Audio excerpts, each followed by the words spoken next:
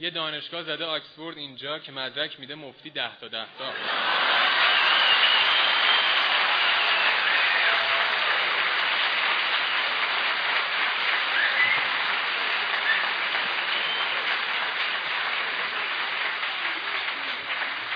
یه دانشگاه زده آکسفورد اینجا که مدرک میده مفتی 10 تا 10 تا. به زیرک ها، به دانشجوی باهوش. مگه کردان نیومد؟ خب اونم روش.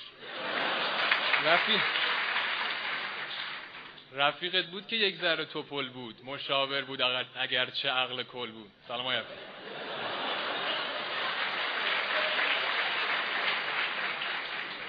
رفیقت بود که یک ذره توپل بود، مشاور بود اگرچه عقل کل بود. دماغش چاق، فول گیگابایتش، هنوز چیز مینویسه توی سایتش. فرامرز بچه مش اصغر آقا براش کامنت میذاره روزی 100 تا. آخه پهنای باند ما کلفته، وزیر ارتباطات اینو گفته. اصولا قطر پارتی مثل بانده، اینو بیبی توی روزنامه خوانده. خدا قوت بگو به این رئیسا، چه حالی داد به این وبلاگ نویسا. پروکسی و مروکسی ما نداریم، صدا داریم ولی سیما نداریم.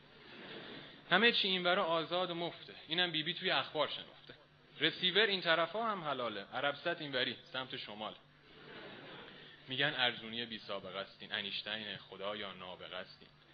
به دنیا رنگ نو پاشیده ایشان، به جبر قافیه ایشان.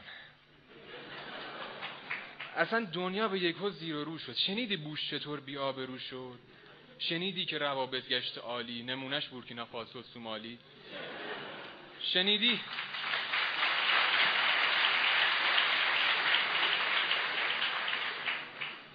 شنیدی خوب شده دنیا با هامون، میارن دسته دسته گل برامون. شنیدی چیزی از طرحهای تازه؟ شنیدی شب نخوابیده درازه؟ جلو قاچاق خشخاشو گرفتن، شنیدی کله و باشو گرفتن. خدا خیرش بده، ما که رضاییم، نباشه دست جمعی کله پاییم. ز وضع قوت گر خواهی بدانی، پریم تا خرخره از شادمان. اگر یک دو نفر هم شکوه دارند، از آن مزدورهای جیره خارند. ملالی نیست اینجا طبق آمار، به جز دوری تو آن هم نبسیار. سر سفره که هم نان هست هم نفت. به ما چه کی اومد کی بود کی رفت. برنج و نان و گندم هست کافی. میگم راستی تو هم با قالیبافی؟ ببینم توی دوری از ریاست خبرهای شنیدی از سیاست؟ شنیدی گنجی و آزاد کردن، به شدت مردم رو ارشاد کردن؟ شنیدی توی دانشگاه زنجان؟ شنیدی چیزی از الهام و رادان؟ شنیدی برج میلاد و فروختن؟ شنیدی میشه چند تایی گرفت زن؟ شنیدی هی وزیر میاد و میره؟ دموکراسی همینه، ناگزیره. خلاصه وضع ما که بی‌مثال است. گرانی چی؟ تورم نه، محال است. برنج آنجا کیلوی خون باباست، برو سید اینم از اون جواباست. برنج اینجا نهایت 100 تومان است. مرامی بهترین جای جهان است. خیار و سیب زمینی مفت است، همانطوری که در آمار گفته است. تورم 1-2% رشد کرده، گرانی سوی مردم پشت کرده.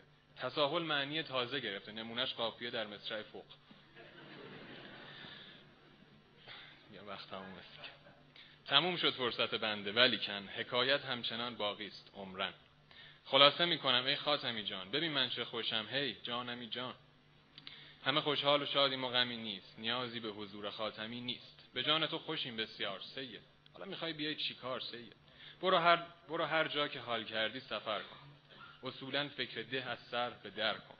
برو ایتالیا، قسطنطنیه، ولایت را 2 در کن، کی به کیه؟ فقط رفتی اگر از این بیابان، سلامم را رسان لطفاً به باران. شکوفه هم اگر دیدی چه بهتر، نشد دریا سحر سارا صنوبر.